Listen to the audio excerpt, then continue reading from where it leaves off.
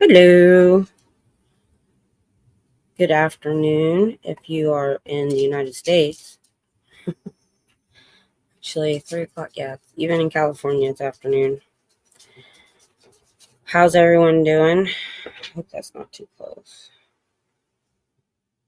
I usually give it about 5 minutes of chat just to give people time to see the notification and log on. I see Cinderella was here quite early. Hello. Appreciate that. Um,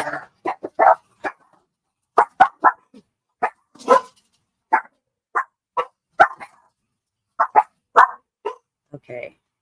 My dogs never do this. Well, that's a lie. They do it all the time. Nothing. We live very close to a fire department. Shh. Shh. Go lay down. Go lay down. I said go lay down, and he's like walking through the room. Like, you didn't do anything wrong. Just go lay down. Go on. Go lay down. Oh my goodness. I put the big one in the bedroom, and I thought, well, the other ones are mostly quiet. I should have put them all in there. But now my husband's probably awake because my big dog is in there barking because they were barking. I call that the dog network. Oh, there's Cricket. Hello. MD. Hi. All right. Well, stay as long as you can, MD. I just chat for about 5 minutes and I let people come in. I may not give it a full 5 minutes though.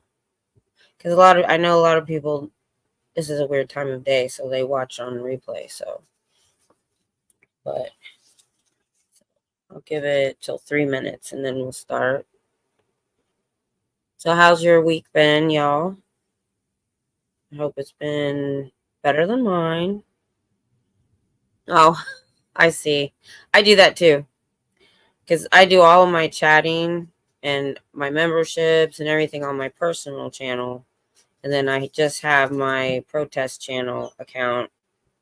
But I do subscribe to all of the SPTV channels. So you get 2 subscriptions from me if you have a channel. So sometimes I'd log on the wrong one. Hi, Scooter Mom. All right. I think I've given it about 3 minutes. So I'm going to go ahead and start. So I usually read the last chapter of what we just finished, which was the auditor's role. And it pretty much said anything that goes wrong is the auditor's fault. And that there's two states that you can get to: release or clear, what they now call clear and pre-clear. So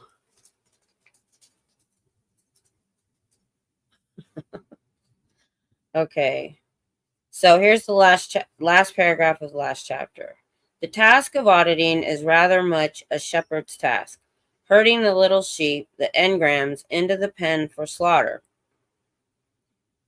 The pre-clear isn't under the auditor's orders, but the pre-clear, if the case runs well, will do whatever the auditor wants with these engrams because the analytical mind and the dynamics of the pre-clear want that job done. The mind knows how the mind operates. And they also talked about being in reverie some time back, and that I found out from John Atack, that's just another word for being hypnotized, being in a hypnotic state.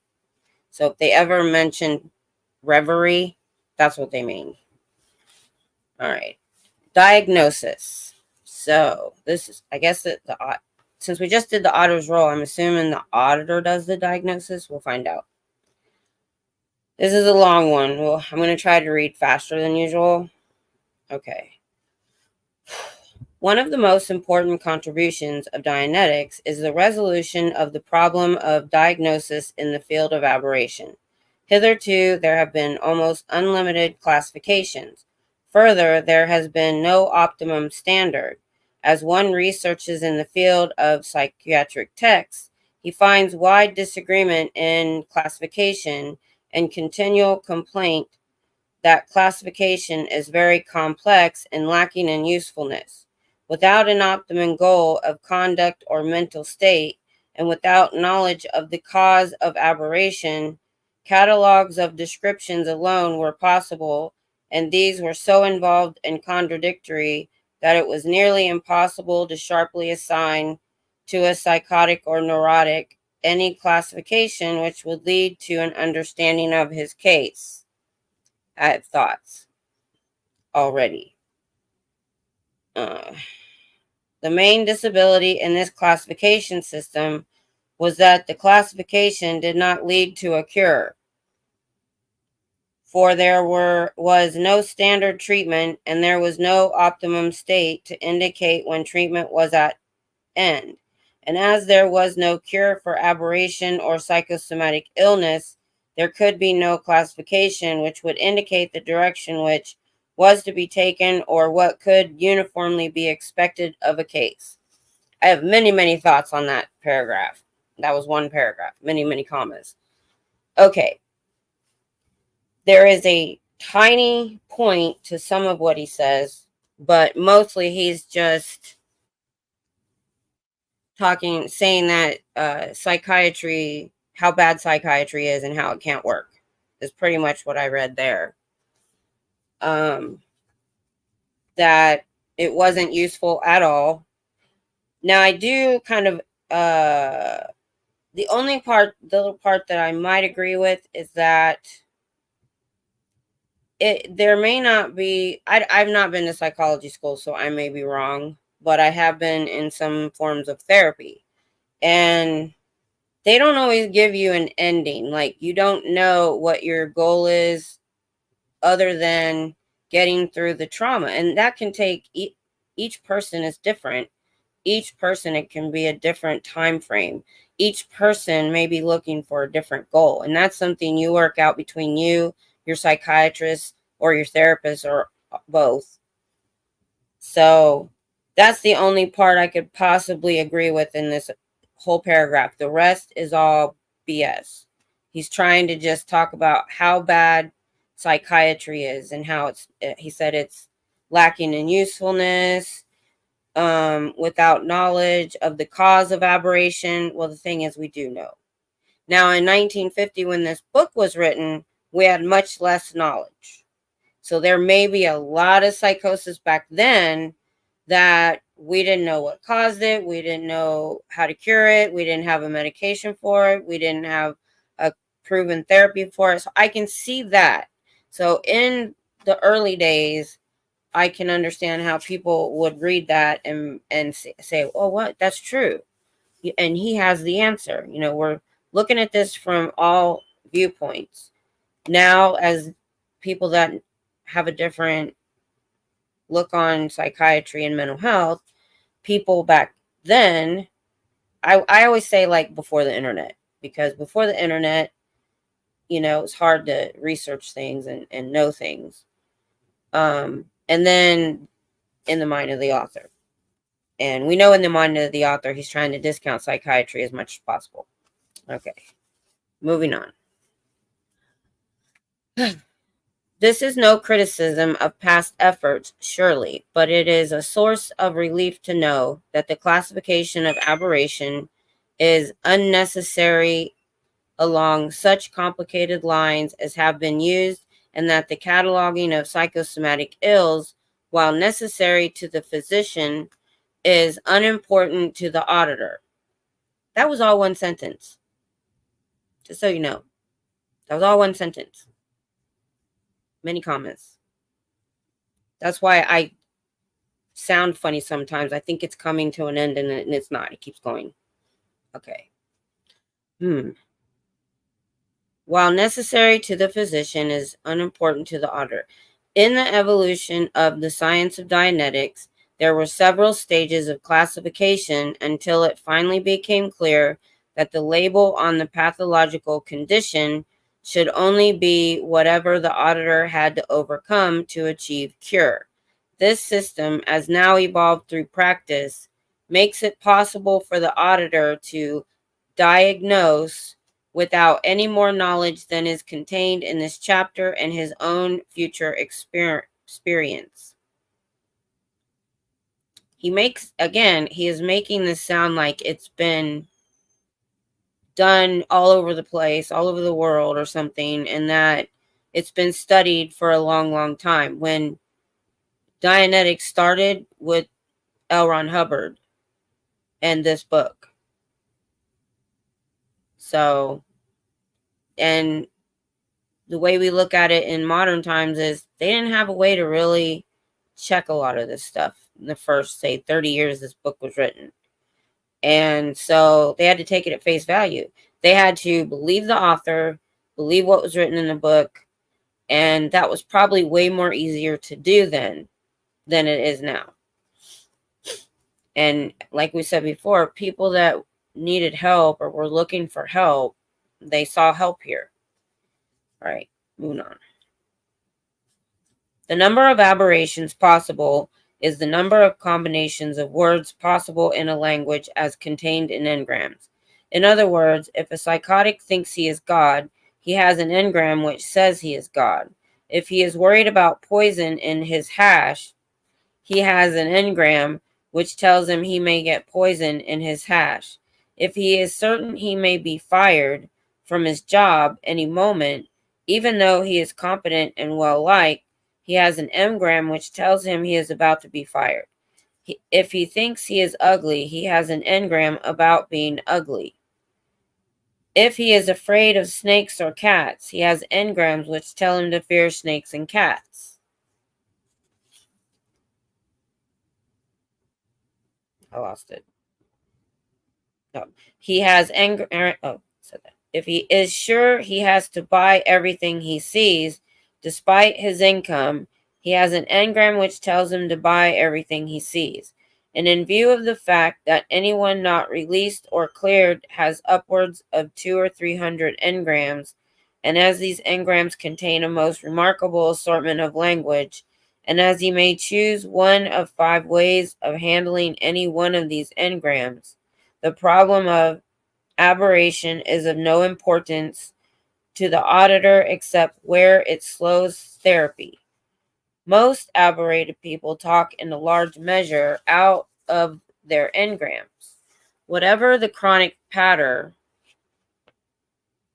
the jargon of a particular group. Okay.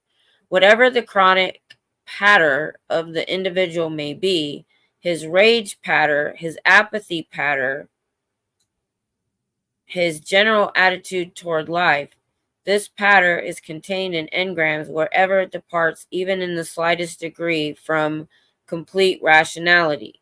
The man who cannot be sure, who does not know, who is skeptical of everything, is talking out of engrams. The man who is certain it cannot be true, that it isn't possible, that authority must be contacted, is talking out of engrams.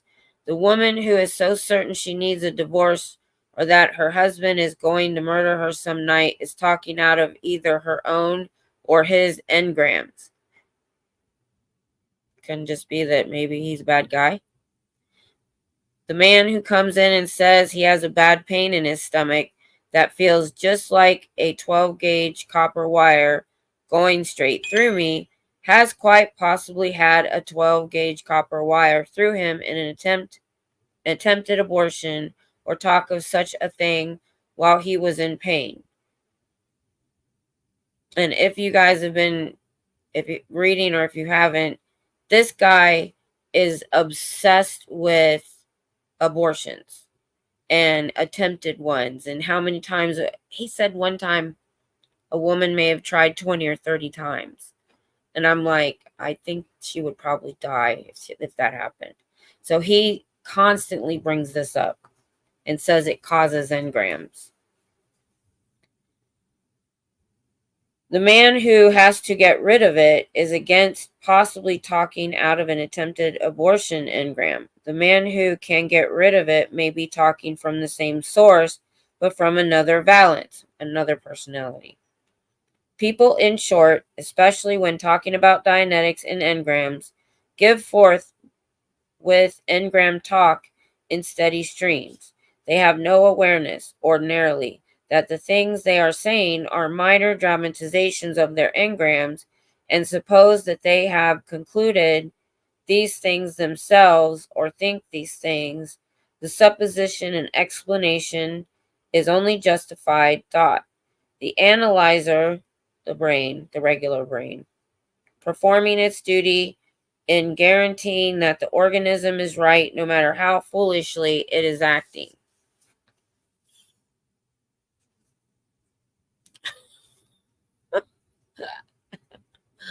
uh I wasn't gonna put that up, but I am. Just quick. Yeah. You know who I feel a little bit sorry for is an auditor, because they're giving this bogus information and they have to sit with somebody and make this happen and work right. I couldn't imagine. All right.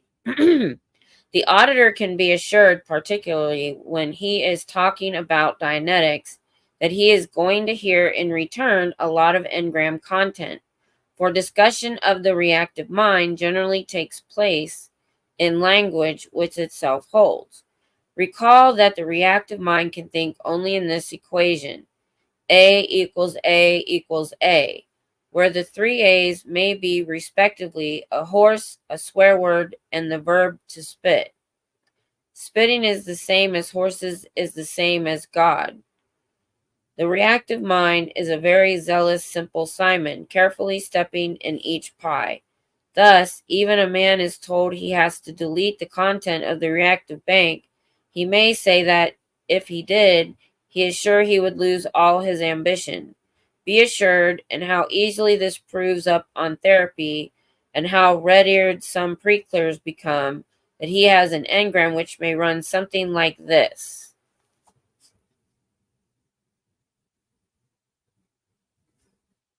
Yeah. Yeah. Okay, this is fun. A blow or bump prenatal. He's very obsessed with injuries while in the womb, too. So if you haven't heard that part, he is. Father. Damn it, Agnes. You've got to get rid of that GD baby. If you don't, we'll starve to death. I can't afford it. Mother. Oh, no, no, no. I can't get rid of it. I can't. I can't. I can't. Honest. I will take care of it. I'll work and slave and support it. Please don't make me get rid of it. If I did, I'd just die. I'd lose my mind. I wouldn't have anything to hope for. I'd lose all my interest in life. I'd lose my ambition. Please let me keep it.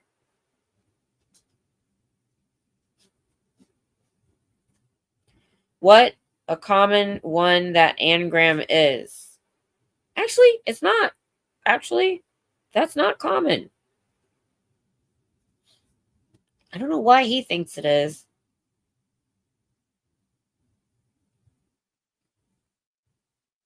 What a common one that engram is, and how sincere and rational and earnest an Aberry can be in supporting his conclusion that he has just thought up the computation that if he gets rid of it, he'll lose his mind and ambition, maybe even die.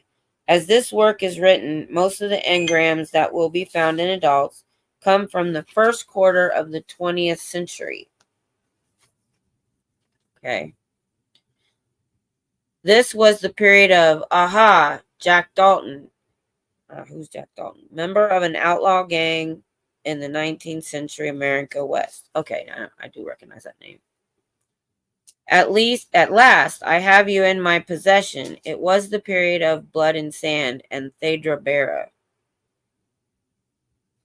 Silent movie, stage name. It was the period of bootleg whiskey and women's suffrage. It covered the days of flaming youth and the Yanks are coming. and bits of such color will be demanding action in the engram banks. Dianetic auditors have picked up whole passages of the great play Drunkard out of prenatal engram banks. Wait, no. Play Drunkard out of prenatal engrams, not as a piece of funny corn, but as Mama's sincere and passionate effort to reform Papa, super drama, melodrama, and not only that, but also tragedy. The hangover of the gay 90s, when the business girl had just begun to be free and carry nation,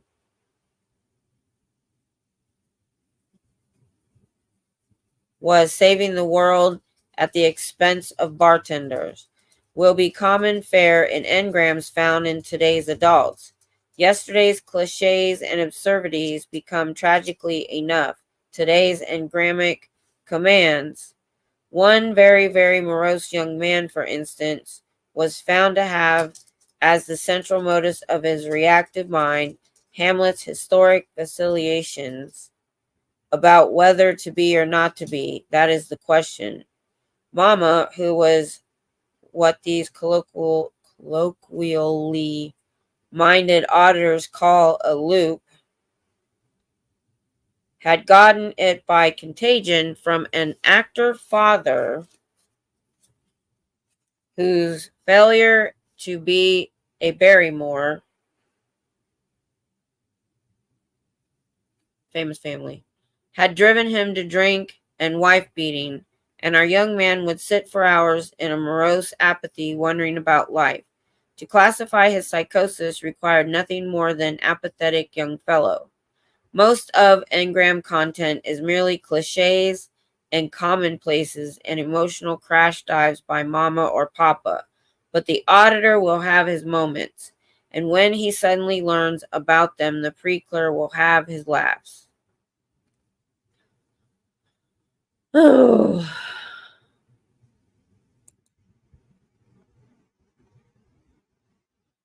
well, that's why we're reading it, Mary Sue. We're reading it. I did that backwards. Sorry, because I want to understand a lot of the second and third gens now. Their parents joined 50s, 60s, 70s. Many because of this book. Not all, because we had somebody in the chat, I think last week or the week before, that got in 74 that didn't get in through this book.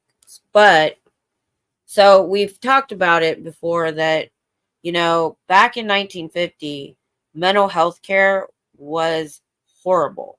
Asylums were horrible places to go. So a lot of people never discussed mental health. There wasn't much out there. And we could understand some of what we've read, how somebody really in need needed some help, or in any way, not just mental health, but but this is a mental health book. It was supposed to be an alternate therapy. And so I could understand how people would be drawn to it. There, he says he's very good with words. The man failed at everything he ever did, except he could charm people and he could put a lot of words together that sounded coherent. Secondly, we're looking at it from a modern perspective where mental health is completely different, and we can research anything we see on the internet and find out if it's bogus or not. And they couldn't do that then. Then we've also delved a bit into L. Ron Hubbard's mind, why he wrote it, how he wrote it, what he used for his research. We've done all that previously. So that's kind of why we're here. Not so much like this book, I think, as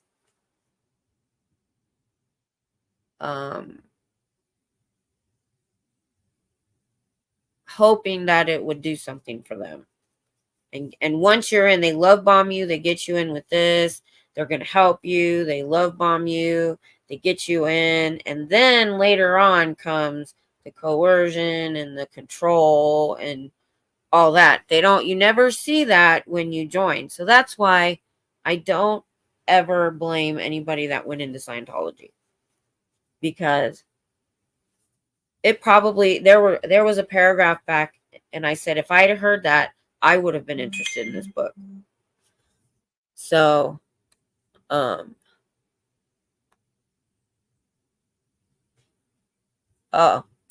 it's very possible. Very possible. Yeah. Yeah, for sure. And the other part was, I mean, asylums was doing some horrible stuff in the 50s. Mental health was not. Oh, you're welcome. That's what we're here for. We do discuss it. I've learned a lot from you guys in chat. I'm just reading it, and we bounce stuff off of each other. So it helps, because I could have never read this by myself. I would have zoned out completely. So, all right. Where were we? Cliches, pre-clear. Okay, I think this is where I am. In other words, aberration can be any combination of words contained in an engram. Thus, to classify by aberration is not only utterly impossible, but completely unnecessary. After an auditor has run one case, he will be far more able to appreciate this. As for psychosomatic ills, and by the way, Mary Sue, if you haven't been here in the beginning, the guy pretty much says he can cure everything, that even our arthritis and tuberculosis and asthma is a psychosomatic ill that he's going to cure. So just so you know what he means by that. As for psychosomatic ills, as classified in an earlier chapter, these depend also upon accidental or intentional word combinations and all the variety of injury and unbalanced fluid and growth possible. It is very well to call an obscure pain tendinitis, but more probably and more accurately, it is a fall or injury before birth. Asthma comes fairly constantly from birth, as do conjunctivitis and sinusitis. And I swear, every time I try to explain something to my husband when I'm watching a stream, literally right after I say it, they explain it. And that's just what happened. I explained this, and now he's saying it. All right. Asthma comes fairly constant from birth, as do conjunctivitis and sinusitis. But when these can occur in birth, there is generally prenatal background. Thus, it can be said that wherever a man or woman aches is of minor importance to the auditor beyond using the patient's chronic illness to locate the chain of sympathy engrams. And all the auditor needs to know of that illness is that some area of the body hurts the patient. That for the auditor is enough for psychosomatic diagnosis. It happens that the extent of aberration and the extent of psychosomatic illness are not the regulating factors which establish how long a case may take. A patient may be a screaming lunatic and yet require only 100 hours to clear. Another may be a well-balanced and moderately successful person and yet take 500 hours to clear. Therefore, in the light of the fact that the extent of aberration and illness has only a minor influence on what the auditor is interested in, therapy, classification by these is so much wasted time.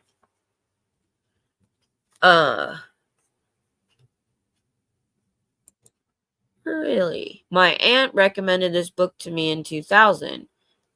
Hold on. Computer glasses. She had severe mental health issues. After she recommended this book to me, I never trusted her because I knew about Scientology.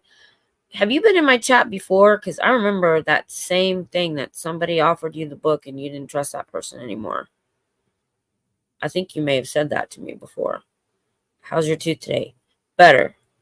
I did realize after we got off the stream last night that the infection had gone down into my gland. And so my husband made me this compress. It's a wet rag in a bag that I can heat up. And I did that a lot last night and this morning. And the tooth is feeling better. So it's not as bad. So Thumbs up that I'll be back out this week. We'll see. Okay, yeah. I thought you did, Mary Sue. Yeah. I can understand that. So she was a Scientologist, or she just liked the book, which either one is not a good thing. Um but yeah. And the thing was, we saw in the early 90s, when we were in California near Monterey. He was stationed there, and we just got there in 90. So 90, 91, we were looking for a new church, and we saw the commercials for Scientology, and we're like, oh, Tom Cruise is a Scientologist. And that sounds fun. We knew it wasn't a Christian type religion, but we thought, oh, science sounds fun. I can see a lot of people went in with that. Yeah, I would think so. At least taking some courses to wanna you to oh, I see. Yeah. Oh, all right, we're about to hit another thing here. All right. Let's see how my dog is in the bedroom whining. This is a long chapter. I gotta keep going. All right. Oh, there are such things as a man being too sick from heart trouble to be worked very hard, and such things as a patient worrying so continuously as a manifestation of his usual life that the auditor finds his work difficult. But there are rarities, and again have little bearing on the classification of a case. I see, Mary Sue.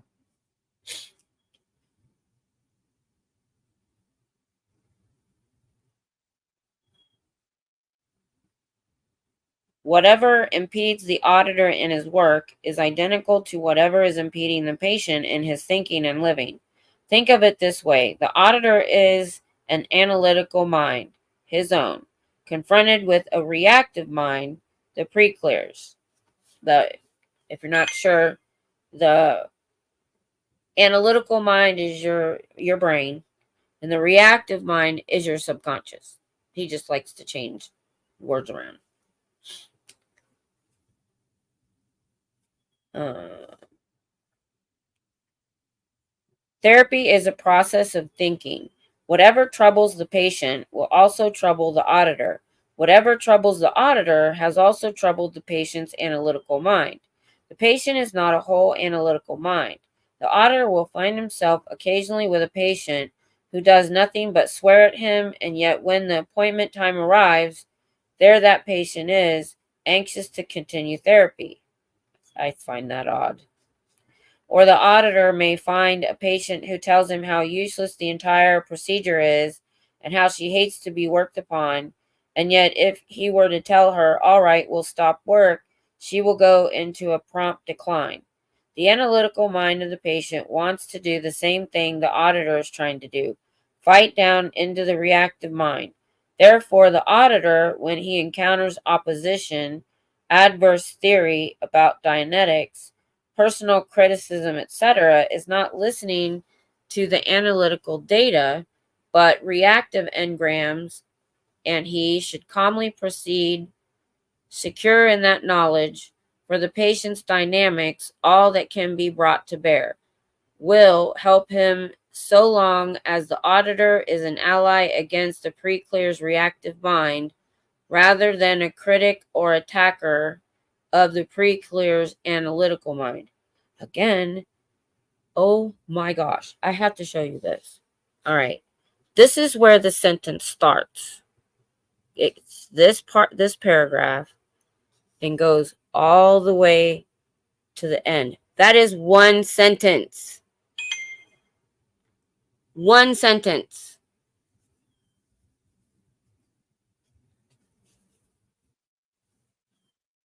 Yeah, Irish. Yeah.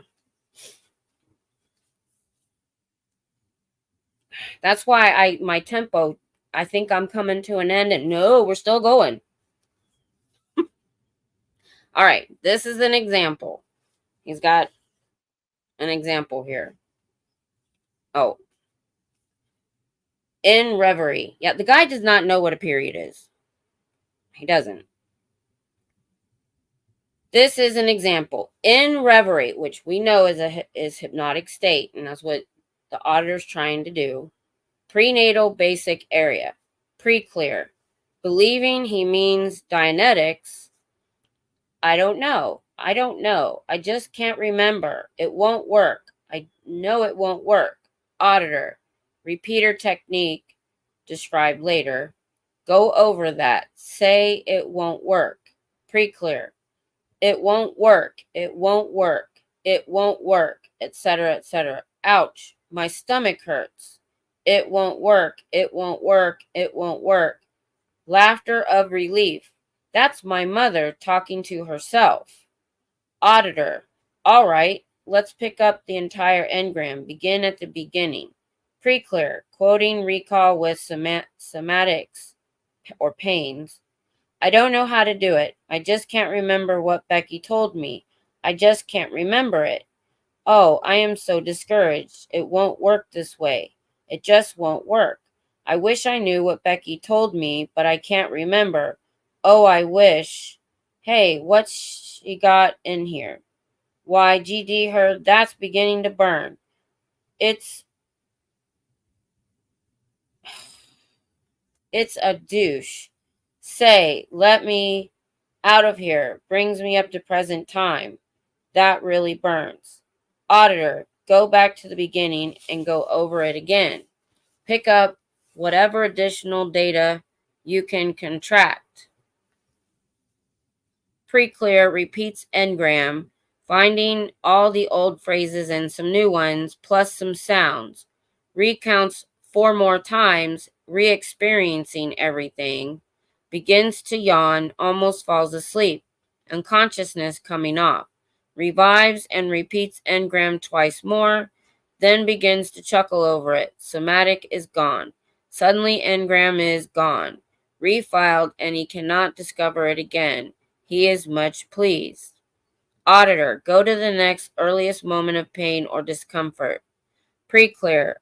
I can't get in there. Say I can't get in there. I mean it. I wonder where. Auditor, go over the line.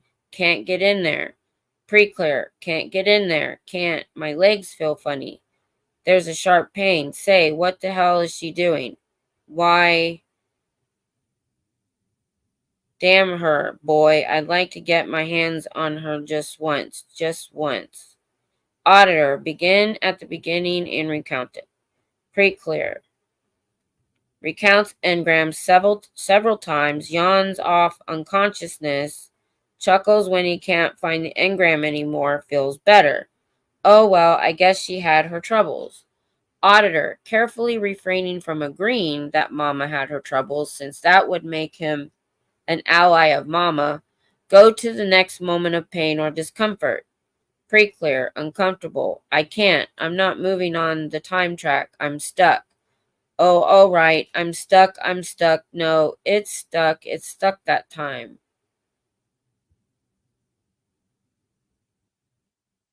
Why, damn her, that's my coronary trouble. That's it. That's the sharp pain I get. Auditor, begin at the beginning of the engram and recount. Yeah. Oh, I know. Yeah. The guy's obsessed with some weird stuff. All right. We're done with that. Each time it can be seen in this example that the patient in reverie encountered analytically the engram in near proximity. The engram command impinged itself upon the patient himself, who gave it forth as an analytical opinion to the auditor. A pre-clear in reverie is close up against the source material of the aberrations. An aberree, wide awake, may be giving forth highly complex opinions which he will battle to the death to defend as his own, but which are in reality only his aberrations impinging against his analytical mind. Patients will go right on declaring that they know the auditor is dangerous, that he shouldn't ever have started them in therapy, etc., and still keep working well and efficiently. That's one of the reasons why the auditor's code is so important. The patient is just as eager to relieve himself of his engrams as could be wished, but the engrams give the appearance of being a long way from anxious to be relieved. Sorry. It will also be seen in the above example that the auditor is not making any positive suggestion. If the phrase is not engrammic, the patient will very rapidly tell him so in no uncertain terms, and although it still may be, the auditor has no great influence over the preclear in reverie beyond helping him to attack engrams. If the preclear contradicted any of the above, it means that the engram containing the word suggested is not ready to be relieved, and another paraphrase is in order.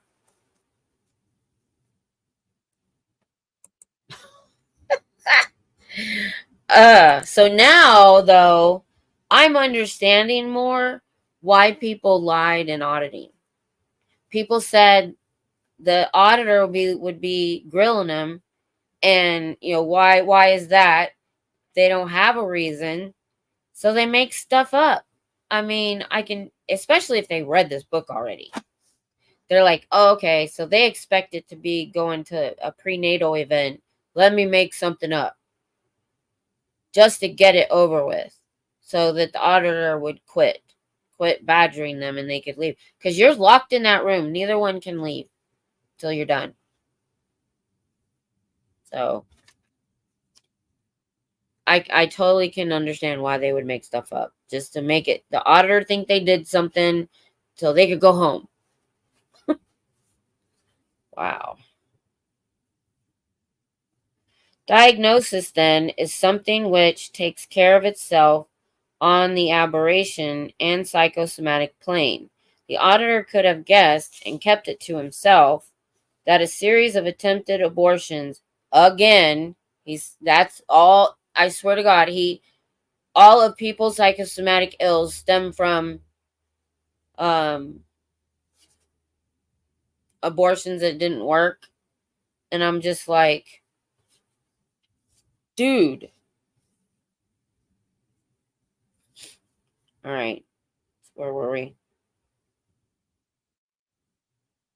Coming up, the above example, before he entered the area, he might have guessed that the indecisiveness of the patient was from his mother. The auditor, however, does not communicate his guesses. This would be suggestion and might be seized upon by the patient. It is up to the preclear to find out. The auditor, for instance, could not have known where on the time track the preclear's coronary pain was nor the nature of the injury. Chasing up and down looking for a specific pain would be just so much wasted time. All such things will surrender in the course of therapy. The only interest in them is whether or not the aberrations and illness go to return no more. At the end of therapy, they will be gone. At the beginning, they are only complication. Diagnosis of aberration and psychosomatic illness, then, is not an essential part of Dianetic diagnosis. I hope he explains that sentence because that didn't make any sense. Okay. That's okay. Oh, hi, No Face. How are you? Woo! So, he also, LRH, studied Freud and the other guy that worked with Freud. So all through this book, he has made everything that's wrong with somebody their parents' fault. It happened when it was in the womb. You have memories all the way back to when you were the egg, and I'm like, because he says your engrams are in your cells. So even when you were just a tiny cell, you could have memories of that time or swimming up. I'm like, wow, guy.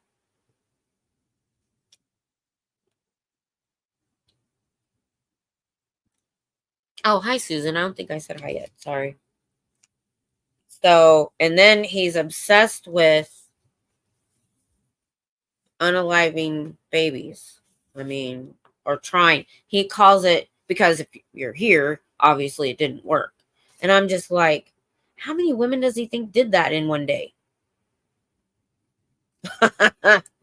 That's a good one. That's a good one. Yep. Hubbard was a fraudian. All right, here we go.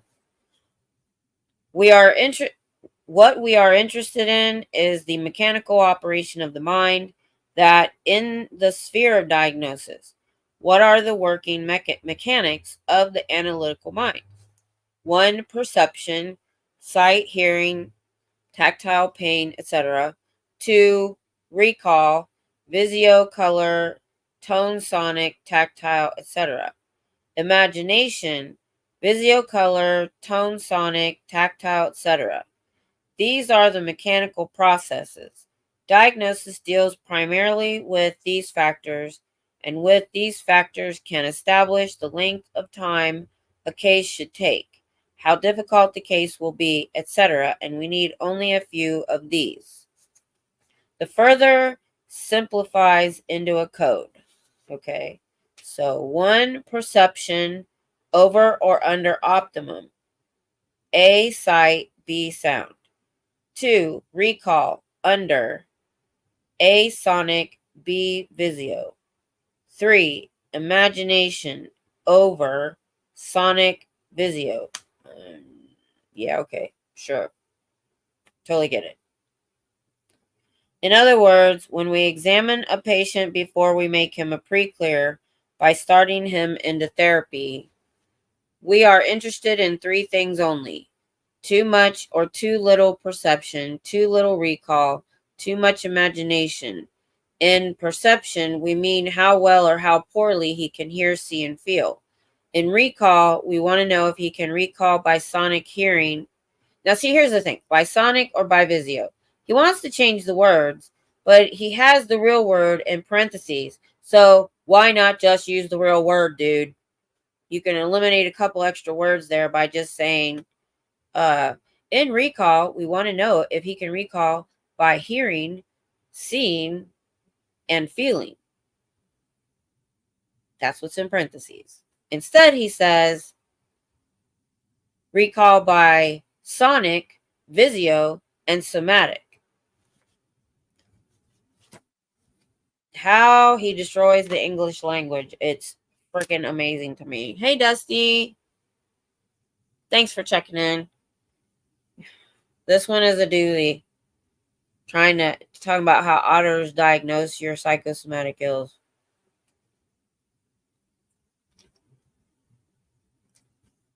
Hope it's not too hot out there for you.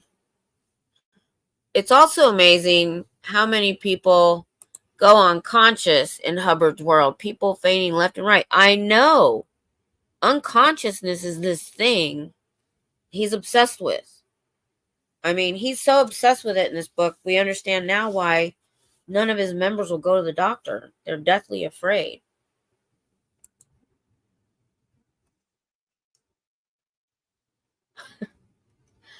Okay. Yeah, be careful. I know you got a leg issue. No joke. I mean, I get how he could do it because I started writing a book several years ago. I get spurts and then I lay it down for a while. And it's going to be fantasy sci-fi. And you do have to find new words for things to make it interesting. So he already had that sci-fi background and he just poured that all over Scientology and Dianetics. So, all right, let's keep going. In imagination, we want to know if he recalls sonics, visios, or somatics too much. Let us make this extremely clear. It is very simple. It is not complex, and it requires no great examination. But it is important and establishes the length of time in therapy. There is nothing wrong with an active imagination so long as the person knows he is imagining. The kind of imagination we are interested in is that used for unknowing dubbing. DUB/IN. Dubbing. Noun, imaginary recall. That can't be a real word. Maybe it is. And in that kind only, an active imagination, which the patient knows to be imagination, is an extremely valuable asset to him. An imagination which substitutes itself for recall is very trying in therapy. Hysterical blindness and deafness, or extended sight or hearing, are useful in diagnosis. The first, hysterical blindness, means the patient is afraid to see. Hysterical deafness means he is afraid to hear. These will require considerable therapy. Likewise, extended sight and extended hearing, while not as bad as blindness and deafness, are an index of how frightened the patient really is, and is often a straight index of the prenatal content in terms of violence. Dumb in. Yeah. Oh, okay. Cool, Dusty. Yeah. This chapter is called Diagnosis. That's what this one's about. The auditor diagnosing your psychosomatic ills, which he says is all from while you're in the womb. Whatever happens around the womb that you're in, you're going to take on that engram. I don't think our memories are that good. I do agree that if they're in a very violent, very stressful environment, that could go through the mother and to the baby a little bit. Because we've also found that if you play classical music and stuff like that, the baby can calm down. I think it's still, iffy.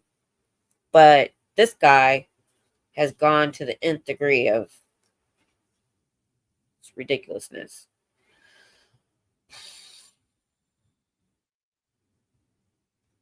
If the patient is afraid to see with his eyes or hear with his ears in present time, he be assured there is much in his background to make him afraid, for these actual perceptions do not turn off easily.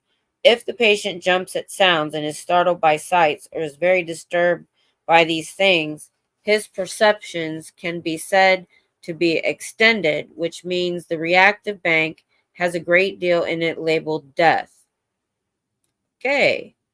The recalls in which we are interested in diagnosis are those which are less than optimum only. When they are over optimum, they are actually imagination dubbed in for recall.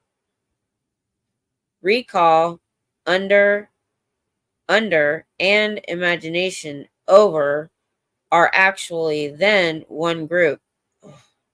But the simplicity and clarity, we keep them apart. Yeah, this part's hurting my brain.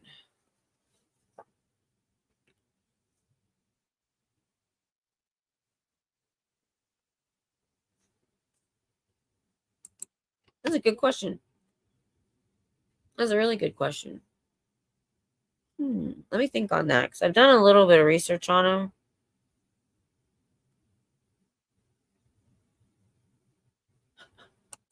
You guys. Oh, well, you'd have to go to his own history for that. I've read the real history. So, I mean, I think he just said in like a lecture or somewhere that he went to all the Western and Eastern places and he did all this studying to come and he got enlightened. That's kind of what I heard. Don't quote me on that. I can't remember where I was hearing that at. But where are we? I got lost. Dubbed in. Okay.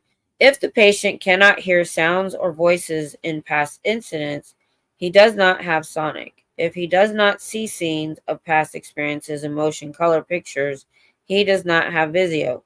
If the patient hears voices which have not existed or sees scenes which have not existed and yet supposes that these voices really spoke and these scenes were real, we have over imagination.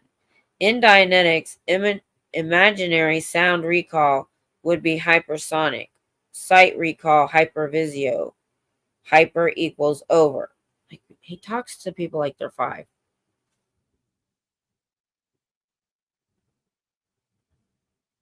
Oh, I hadn't heard that. Oh, yeah. About everything. About everything. Literally everything that came out of that man's mouth was a lie.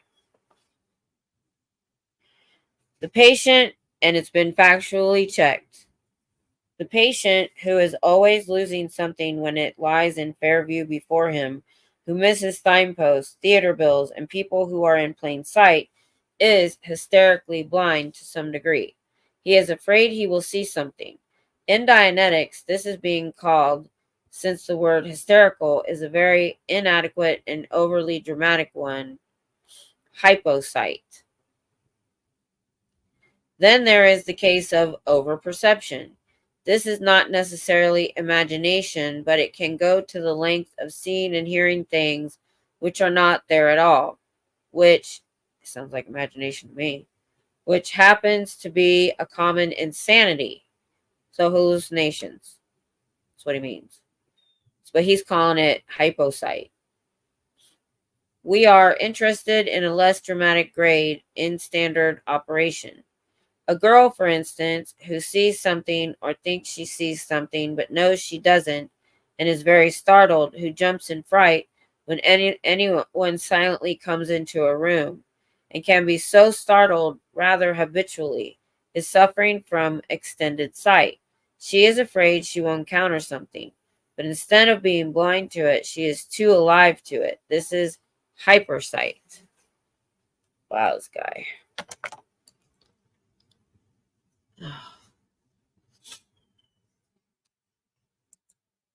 Yep, pretty much. Oh, yeah. And he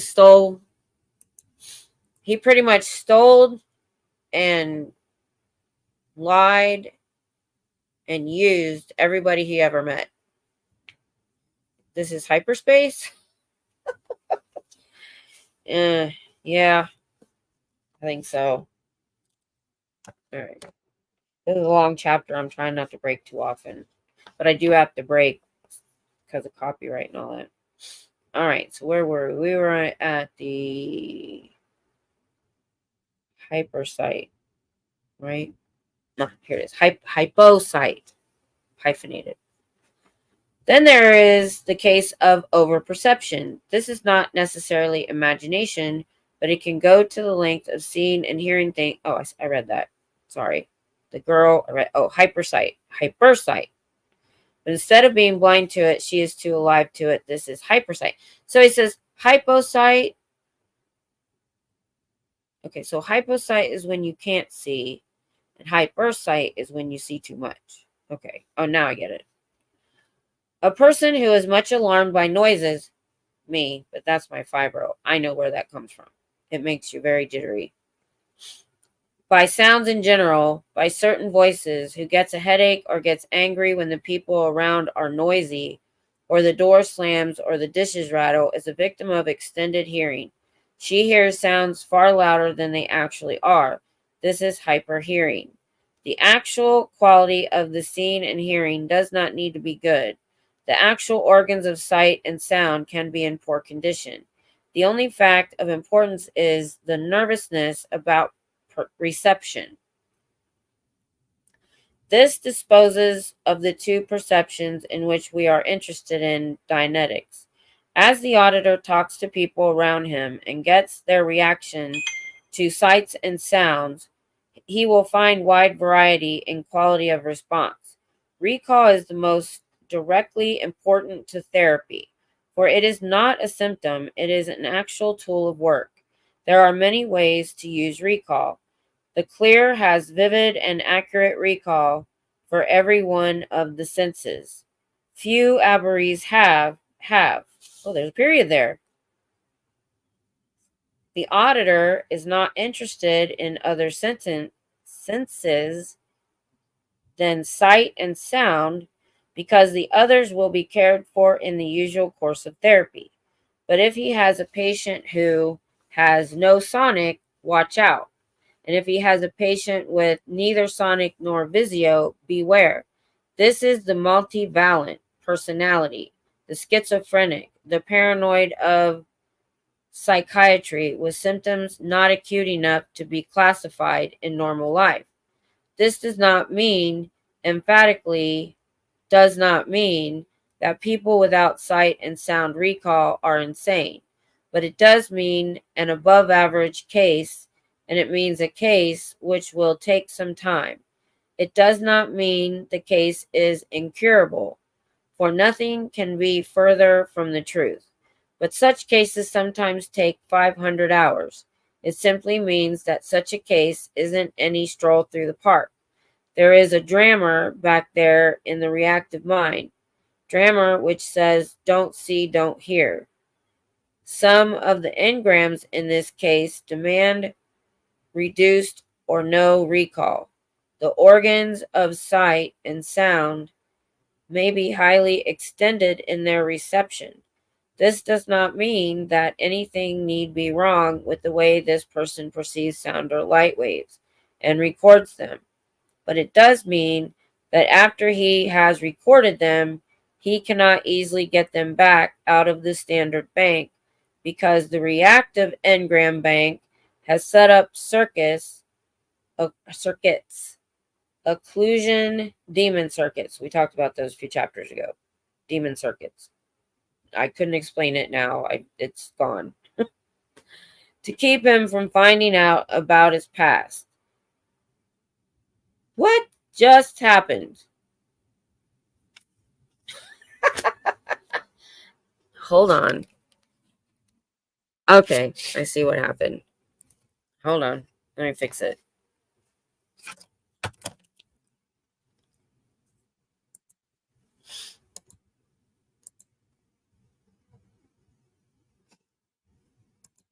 All right.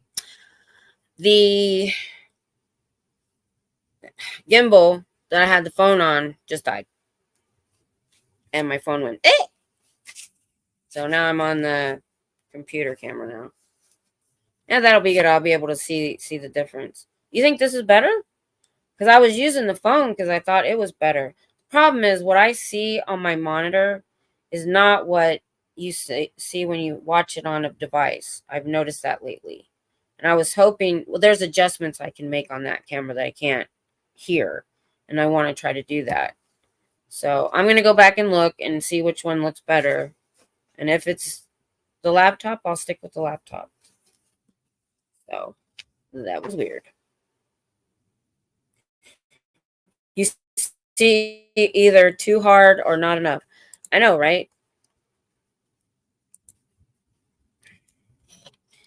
But he was trying to talk about schizophrenics a little bit. But the thing is, a true schizophrenic, they're not going to be able to help. Oh, sorry, I have an eyelash issue. Oh, stop. I have to read. Stop it. I'm going to take, oh my gosh. Oh, sorry. I just had an eyelash fall on my eye. Oh, God. I'm going to take the camera off for just a second.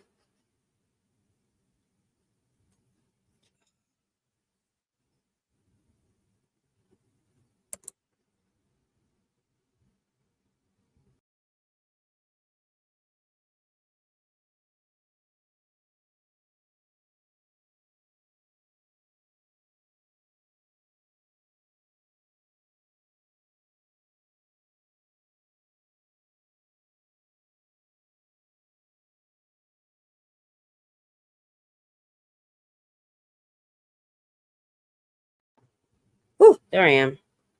Couldn't figure out how to bring me back. That was not fun. I didn't want you to have to see my eyeball. Hubbard made up lies for his own profit, money, much like we don't do politics here. This is Scientology. All right. But yeah. Well, he said, if you haven't watched this long enough, we know that he told somebody that because he lived on his science fiction writing through the 30s and the 40s, and he wasn't making enough money. People around them said that they didn't hardly ever had any money. So he said, I'm not making enough money on my novels. I need to start a religion. That how to make money is to start a religion, something like that. So that was his plan the whole time. All right, where were we?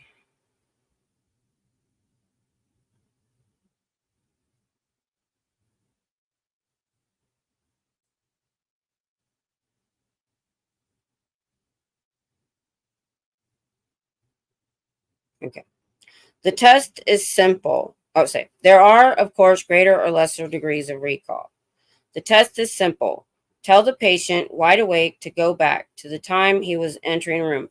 By the way, he also had many books on hypnotism, and L. Ron Hubbard tried to be a stage hypnotist a few times. So he was very into hypnotism, and this sounds like regression, if that's the right word. To a time he was entering the room. Ask him what was being said. If he can hear it wide awake, he has sonic recall. The auditor knows very well what was said, for if he means to use this test, he utters a certain set of words and notes the actual sounds present. Therefore, if the patient falls into the following category, the dub-in, the auditor will be apprised of that.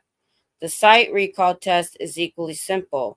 Show the patient a book with an illustration. After a time interval, ask him to go back while he was wide awake and look at the book in his mind and see if he can see it. If he can't, this is hypovisio. All right. If you're going to keep bringing up politics, I'm going to have to put you in timeout or something. It's not something we do here. That's pretty much, I have two rules. We don't talk about other creators and we don't talk about politics. More tests similar to this will clearly establish whether or not our patient is recall blind and deaf, or whether he falls into the next group. The overactive imagination, which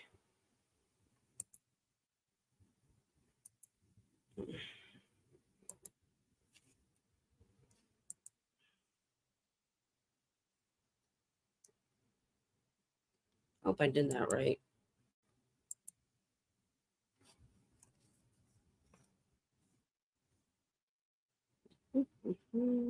The overactive imagination, which enthusiastically dubs in sight and sound for the patient without knowledge, is something which is definitely a hindrance to fast therapy. There are many demon circuits which snarl up thinking, but these particular dub in demons mean that the operator is going to get a most awful cargo of what the auditors colloquially call garbage. Garbage was technically called delusion in the philosophic work. Again, changing words. So garbage means delusion. Got it. Got to change everything. There is, as they further use some of the doubtlessly disgraceful terminology which, despite anything one can do, keeps rising up in this field, something at work in the brain which is a lie factory. Well, he should know what that is. The patient, asked to recount the conversation as he entered the door by hearing it again, may confidently start in to give forth all manner of speech which was entirely paraphrased or utterly fictitious. Asked to tell about the picture and page he is shown, he will see vividly a lot more than was there, or something entirely different. If he is doubtful about it, that is a healthy sign. If he is certain, beware, for it is a demon circuit dubbing in.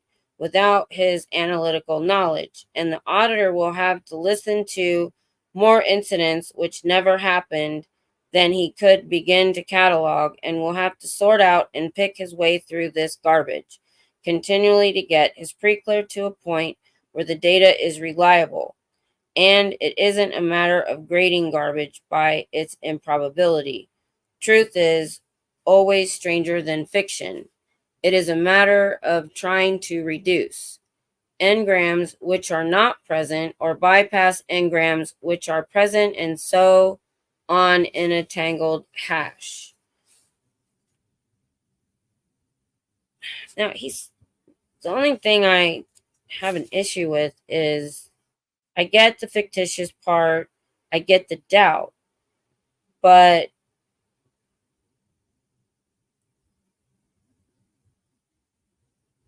where'd it go?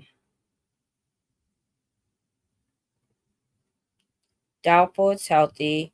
If he is certain, beware, for it is a demon circuit dubbing in. Why can't you just have a good memory and get it right? Oh, hi, Greg. How are you?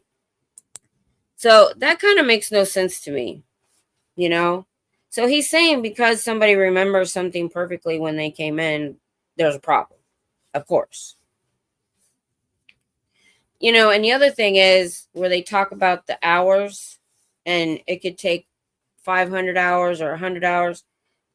I believe, if I'm right, they have to pay per hour for auditing. It's like astronomical. Just put that in your back of your mind while you're hearing this. Okay, where were we?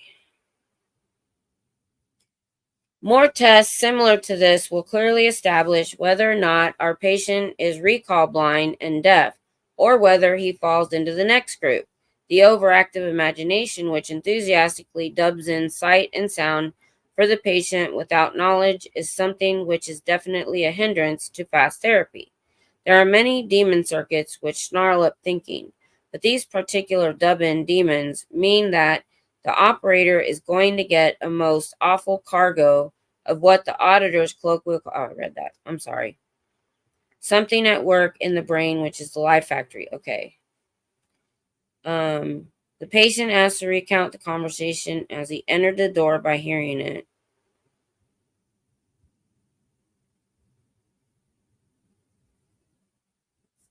Oh, I just read all that. I'm rereading it. Sorry about that.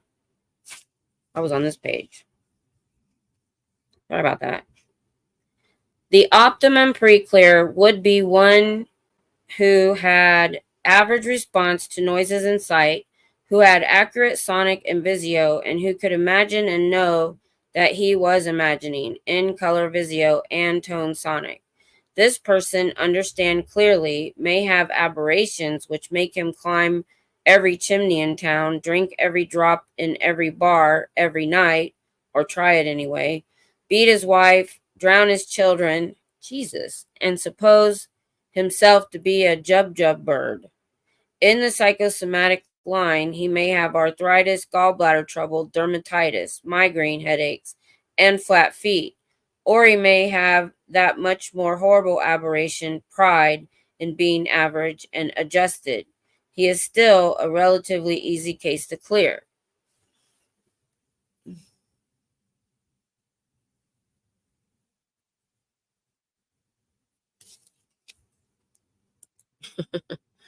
Yeah.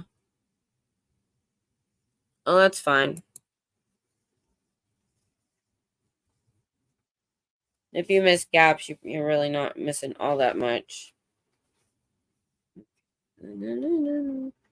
I wish I could skip stuff, but I've tried that before, and eventually that paragraph I skipped was needed in another part, and so I had to stop eliminating stuff. Even though he rambles, there's always something that comes up later. Okay. Sharply and clearly, then, without further reservation or condition, this is Dianetic diagnosis. The aberration is the engram content. The psychosomatic illness is the former injury. The perceptions of sight and sound under optimum recall, over optimum imagination, regulate the length of the case. If the auditor wants to be fancy, he can list the general tone scale position of the individual mentally and physically. The woman who is dull and apathetic is, of course, around tone 0.5 in the zone 0 part of the dynamic scale earlier in this book. If the man is angry or hostile, the auditor can mark him down as a 1.5 or somewhere generally in the zone 1 range of the survival scale. These markings would apply to the probable average tone of the aggregate engrams in the reactive mind. This is interesting because it means that a zone 0 person is far more likely to be ill in a slightly harder case than a zone 1 person. And as therapy raises tone to tone zone 4, the 1.5 is closer to the goal.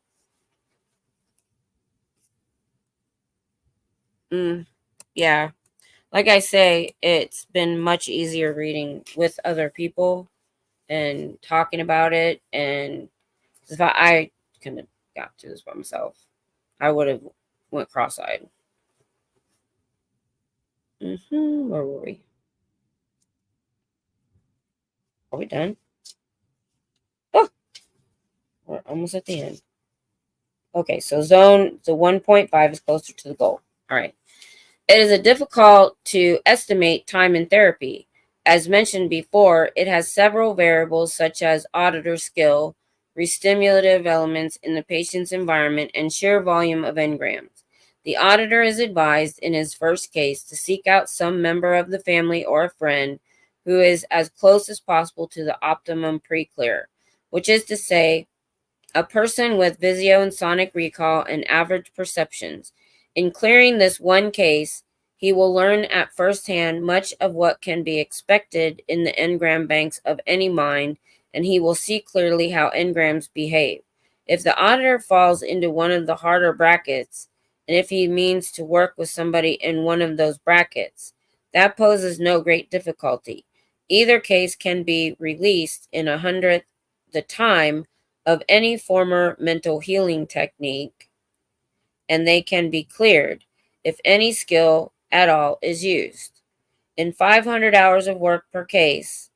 But if two cases are particularly difficult before they work on each other, each would be wise to find and clear a nearly optimum pre-clear. That way, each will be a competent operator when the rougher cases are approached.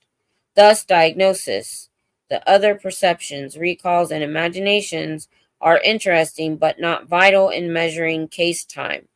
IQ, unless it falls down into the feeble-minded level, is no great factor, and even the IQ of any patient goes up like a skyrocket with clearing and rises all the way during the work.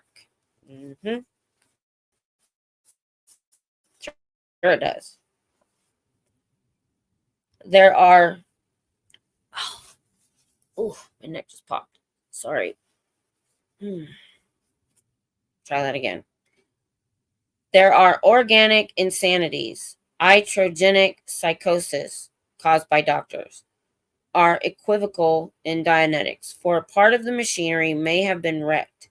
Nevertheless, with many organic psychosis, a case can be improved by Dianetics even if an optimum cannot be reached. And so all the auditor can do is try. Insanities caused by missing parts of the nervous system have not been extensively investigated by auditors at this time. The reviving of corpses is not the end of Dianetics. The bringing about an optimum mind in the normal or merely neurotic person has had the main emphasis. Dianetics can be otherwise used, is being and will be, but with so many potentially valuable people who can be made highly valuable to themselves and society, emphasis has been placed on inorganic aberrations and organic psychosomatic illness. Cases which have been subjected to prefrontal lobotomy, which he is so obsessed with, which saws a section out of the analytical mind, the topectomy, which removes pieces of the brain somewhat as an apple core cores apples. I've never heard of that one. The transorbital leucotomy, which while the patient is being electrically shocked, thrust an ordinary dime store ice pick into each eye, reaches up to rip the analyzer apart, and electric shock therapy, which sears the brain with 110 volts, as well as insulin shock and other treatments, are considered by Dianetics to be equivocal. There are ordinary organic insanities such as paresis, but most of these, even so, can be benefited by Dianetics. Holy crap, right there is why people probably were interested in this book, because that paragraph about what they actually do, and they were doing those things then, would scare anybody away from a psychiatrist.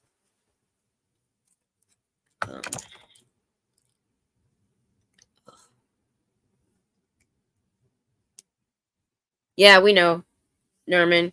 If you go back a few weeks, I don't know if I went back that far, but I may have mentioned it. I'm going to do a short video of LRH's history, but I talked about the history of how he came up with Dianetics, when he hung out with Jack Parsons and the black magic and all of that stuff.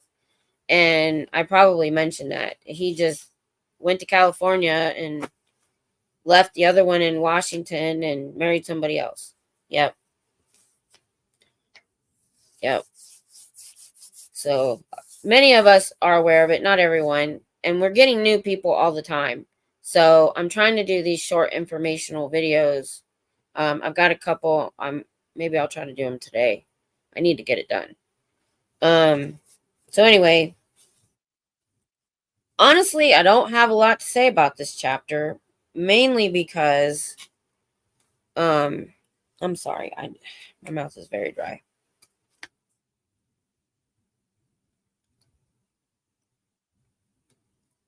I haven't been able to drink as much water with my issues. So all it really did is tell us how they do the diagnosis and what kind of happens in auditing. And, we kind of wanted to know that. I kind of understand a little bit more about the auditing. Whoa. Why is my... And like I said earlier in the chapter, I've heard survivors say that they actually lied in auditing just to get it over with.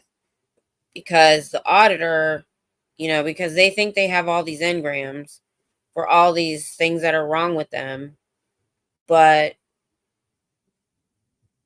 I mean, after a few hours, they probably tackled them all. Not everybody has, all these bad memories for real, or all these physical ailments that they're talking about. So they get to the end and they think, oh, you're not done. You're not clear yet. So they have to make stuff up. Yeah, we read about the demon circuits. Let me see if I can find the definition of that, because I read it, but I've read so much that I forgot exactly. Let me see.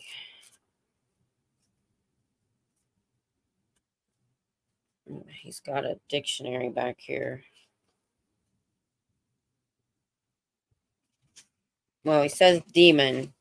He doesn't say demon circuit. So demon, a mental mechanism set up by an engram which takes over a portion of the analyzer, which is the brain, and acts as an individual being. A bona fide demon is one who gives thoughts, voice, or echoes the spoken word interiorly, or who gives all sorts of complicated advices like a real live voice exteriorly.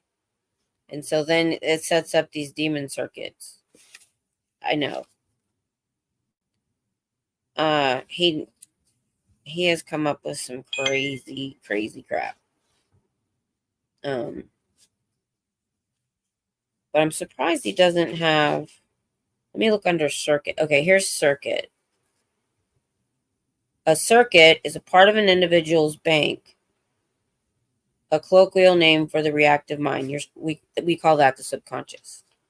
So part of the subconscious that behaves as though it were someone or something separate from him, and that either talks to him or goes into action of its own accord, and may even, if severe enough, take control of him while it operates. A tune that keeps going around in someone's head is an example of a circuit. So that's the two definitions. Put those together. Yeah. This guy, man, he was a serious science fiction writer. Tell ya. Oh, let me switch so I can read the chat. There we go. Oof, this makes me kind of ill when I do that too much. But it is, I mean, I have learned from this chapter more about, we have second, third gens, first gens, just ex-members that have tried to explain or even show us what auditing is, what it's like. But I also think this explains it a lot also from the point of view of the auditor and what they're trying to do and what they're expected to do with somebody that, I mean, we call what he calls engrams and the reactive mind, we call the subconscious and traumas. But he goes to the nth degree and says we've had trauma since the womb. Nerman, guy,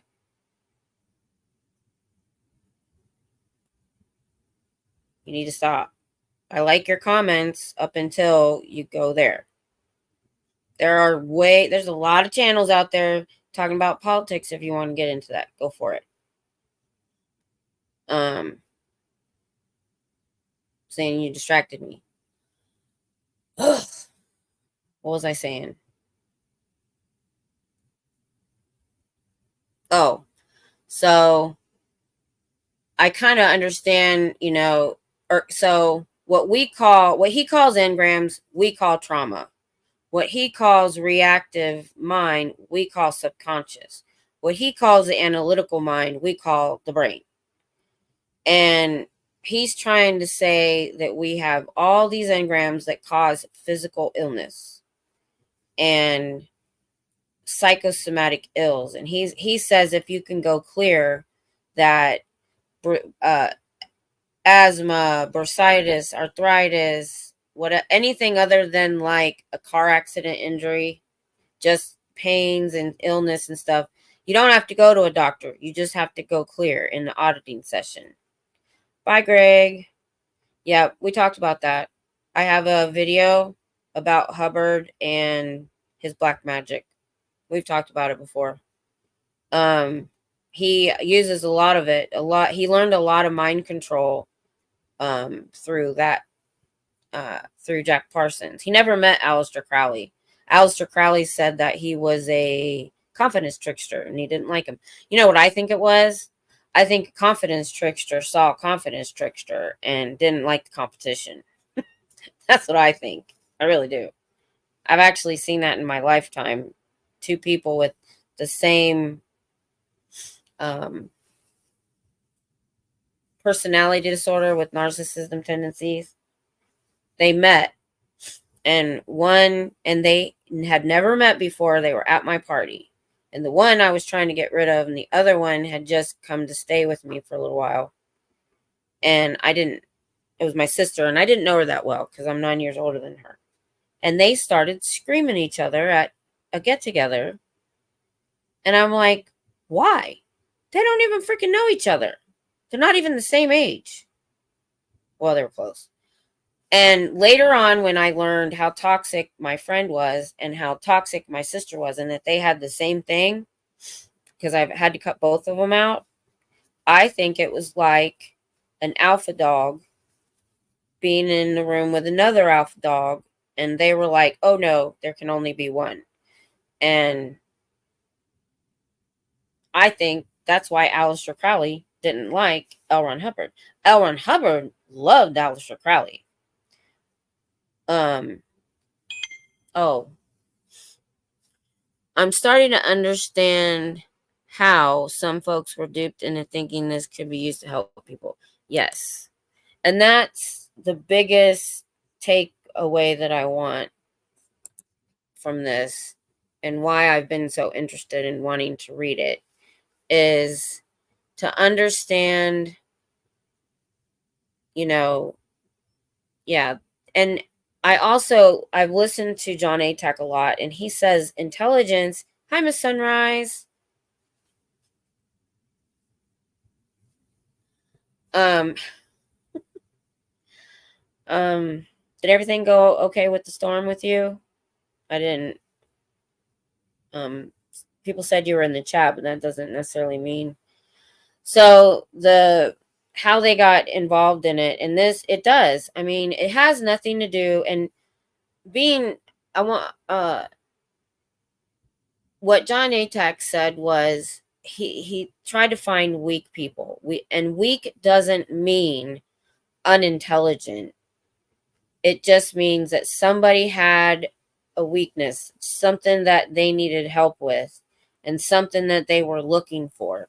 And he said it has nothing to do with intelligence. This man worked really hard to work this thing out so that he could get people that were looking for help in, and that he could then turn it on them and use them to his own gain.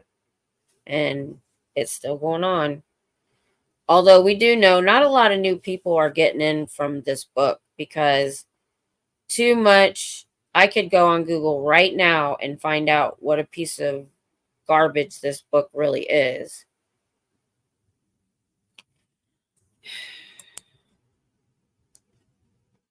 Bye.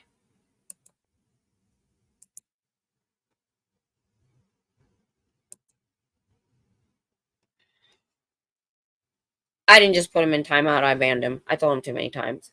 He's not here for this. So I told him too many times, and so did, I think, Scooter Mom, you did too. Because he would have a good question, and then got to be an issue. So anyway, and it's been distracting me. Oh, it's hard to say. Whew. See, I totally forget what I was saying now.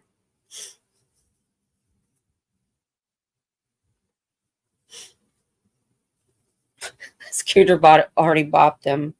I know. That's okay. Oh, me too. I do like your name. So, but anyway, to your question. So that's kind of what I was interested in, because I do try to remember that this was the 50s, then the 60s, then the 70s. There was no internet.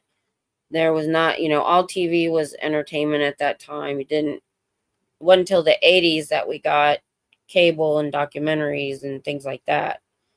So nobody could really go, a regular person, like even me, that where would I go to find out if what was said in here was real or not? You'd have to be a journalist or a professor or something to be able to do that, and probably in that field. But the regular everyday person, there's no way for them to check. And so they have to take it at face value. And at face value, it sounds great in a lot of ways. Sometimes it's out there, but there's parts of it that, had I read it and not known what I know now, I might have been interested. And so I can see that in people. And even now, there's still their tactics to get them inside have changed. The personality test, the stress test, the talking, the going in body route, and they love bomb them when they get in. And then when things start to feel doubt, by then they're in. And it's very difficult to get out, as we know. So sorry, I took Zyrtec and nasal spray, but I'm pretty sure I had a sinus infection. I have the 2 teeth that were infected, and last night it went into my gland. So, but today I think the antibiotics are finally kicking in. So this is not aching like it was yesterday. Thank you. Thank you. Thank you. I'm so happy. But I don't know when. I haven't actually scheduled the root canal.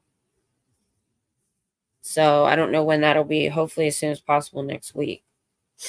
And then I'm going to try to get out like Monday or Tuesday. I hope. If I feel like this, I can go. Well, I don't know. I just got a shooting pain. Kim, it's all connected to the sinus. They're trying to get rid of all. Yeah, and I knew before the toothache that I had a sinus infection. I have them. I have chronic sinus infections, and I'm like, man, I have a sinus infection, but this is different, and something else is going on. And then the toothache, and then I was like, oh, I'm caught up now. Okay, what are you doing, the chipmunk? Cricket. A lot of bad stuff was in some newspapers. Then they happened, but unless you were fortunate enough to see it, how would an average person find out? Yeah. Even when he released it, 3 months later, there was this outcry in newspapers and people that had supported him. Everybody got disillusioned by it. But he had already opened up the Dianetics centers, and so, yeah, a lot of people said, oh, this is bullcrap. But he was still able to continue to a point that he then started the Scientology centers. He realized his mistake with Dianetics and how it was set up. And so he got a second run, which I kind of wish that hadn't happened. I kind of wish it would have stayed where it was, because I think he just found more ways and better ways to control people. Oh, I know. Oh, squirrel speed. Okay, yeah. Yeah. So I've got the tooth infection. I had, if you guys don't know, Friday I had this tooth extracted. That doesn't hurt. And it didn't hurt. It's been cracked for a long time, didn't bother me. But then I got a toothache about a week ago, and and so I'm on the antibiotics and I have to schedule the root canal. But it's feeling a lot better. So I've been learning to love Jello and soup and just chicken broth. So I did eat a little bit of cheese with my front teeth. Because I have one on each side. So I was eating cheese. I was like chewing with my front teeth. So I don't know what next week's going to look like. If I feel okay, yeah. I actually got a Walmart delivery this morning, and I bought these cups of mashed potatoes that you just pop in the microwave. So yeah. The Jello, I haven't ate that much because it's too much sugar for me. I actually bought the clear gelatin to go with some juice, so it's less sugar, but I haven't got around to doing it. I'm trying to put something together about that first year, 1951. Plenty of shenanigans. That would be neat. Yeah, there was a lot that happened. There was a lot. I mean, I was shocked because I didn't know the history to find out. It only lasted 3 months. It was at what it, they where I was looking. It said it was released in 1950, and then in like May and in August it failed miserably. So it was like 3 months. And what it was, he had like, I can't remember the number. You know, I suck at actual numbers. But he was on a stage, he was having a seminar, and I want to say, let's say there was 100 people. And he had a woman up there, and he was showing how a clear could have perfect recall. And she failed miserably and couldn't even remember the color of LRH's tie. And like 2/3 of the people got up and walked out. And after that, he had a psychiatrist, I think it was, or a doctor that had promoted the book that bailed.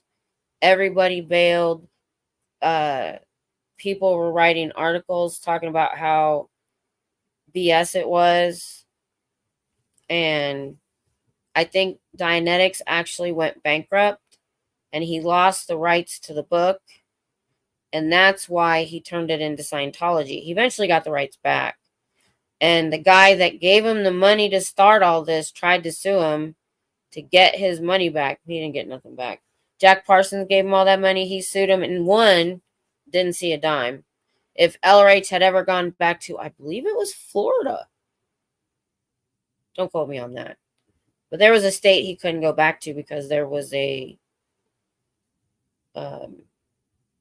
charge against him. He would have went to jail. So yeah, definitely do that. That'd be a really good video. For just that little part, there's a lot. I couldn't put everything into it. It would have been... I tried. No, I did just the Dianetics and the Scientology. So mine was really long. And I found that the shorter it is, the more... Even me, if I look at something I want to watch, and it's 28 minutes, I'm like, if it's 15, I'm like, I can do that. So that's why I'm trying to keep my videos under 15 minutes. And it's just really geared for new people. You guys pretty much know stuff. But, going vertical, we're getting new people. So any information videos is a good thing because these people don't have the time or have never done the deep dive that a lot of us have or been here long enough to understand everything that's going on. So to have these information videos for the new people, I think is great, and it not be really long like a documentary. So I'm going to do one on all the lies he told. I want to do one on the I'm just going to sit and do why we're all doing this. What are the reasons that we know about in Scientology why we decided that they're bad? And I'm just going to go through exactly the way when I'm on the street and somebody asks me and I tell them this, and this, it's going to be like that. Just, this is why we're doing this. This. Child abuse, elder abuse, blah, blah, blah, blah. Or human trafficking, cover-ups. Just a quick intro to anti-Scientology. I'm using newspaper articles because they add a lot of context of the era. Ooh, that'll be awesome. Let me know when it's ready. I will put that on my community. I'll put a link to it. I want to see it. But yeah, that'll be fun. That's a new take, doing it from the newspapers. I just did whatever I found online. A lot of Wikipedia. And I really delved into John Atack recently. We've already talked about that. After Dianetics, we're thinking about reading his first book, which is all about Scientology and LRH and what he was in for 9 years and what he found out later. Yeah, for sure. Definitely we'd be interested in that. Because I just skimmed across the top and just threw in the minimum. And I know there's more to it, more context. So now, and just doing that first year, that would be really good. Yeah. Yeah, does sound interesting. Definitely let us know when you get it ready. I know it's hard to do pre-recorded videos. That's why I haven't done many. I did one. It's harder than I thought. So much easier just to go on here and go live than to sit and write notes and I haven't figured out how to incorporate pictures and things like that yet. I'm trying to work that out. Well, I'm glad you guys came. This wasn't as long as I thought it was going to be because it looked like a really long chapter, but it didn't need a lot of discussion like other chapters had. It was pretty much just a textbook on how auditing should go. So, let's see what's next week. All right.